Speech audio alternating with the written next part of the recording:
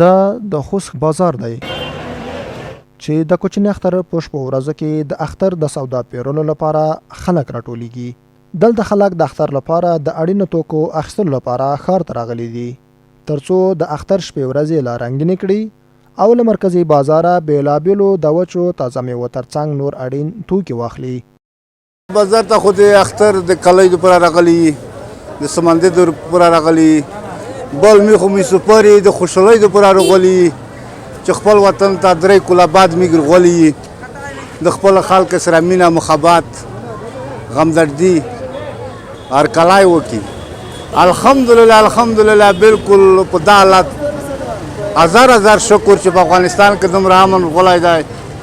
او په هغه کې هېڅ ګوتوال نشته. دا وطن به چکر به وایي چې هر دوی وي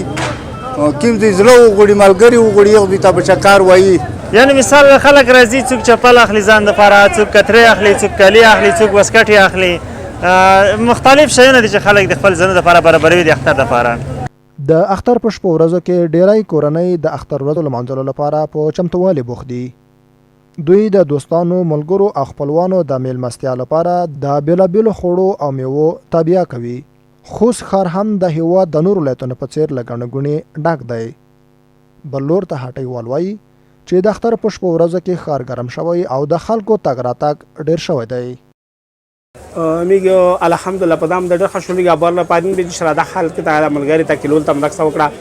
په یو لاس بجې زه روغلم او مرکز کې مو ګرځېدل نه بازار ته مرلو او ان شاء الله یو لاس نیمه بجې ملګری سره و دلته مریض وو یخ پښتن ته ملوړي او کلی تام لوړي ډېر نو وخت وګرځېدل بازار خلاص وو دغه شای خلک غاڼه ګونه زیته وا او بخي امن الحمدلله ان شاء الله حال به ګرځي چکر به وای ان شاء الله بخي امن ده د نری کولینه بخي ساګ بخي امن ده. سودا الحمدلله تر اوسه پورې خېری لکه خلک لیواله دي سودا اخلي لا ټیم شته دی ان شاء الله ریټونه هم خدي گزاره کی دمرا نور په نسبت نور کول په نسبت موږ ریټونه گزاره کوي خدي. شکر د الحمدلله په تیر وختو کې خودمره رشکش نه وو نه دومره سودا وي وسو بخي الحمدلله رشکش هم شو د بازار کې ګڼه ګونه ډیره زیاته شوې ده او بازار کې سودا او مودا هم ښه دي نور کلو په نسبت باندې.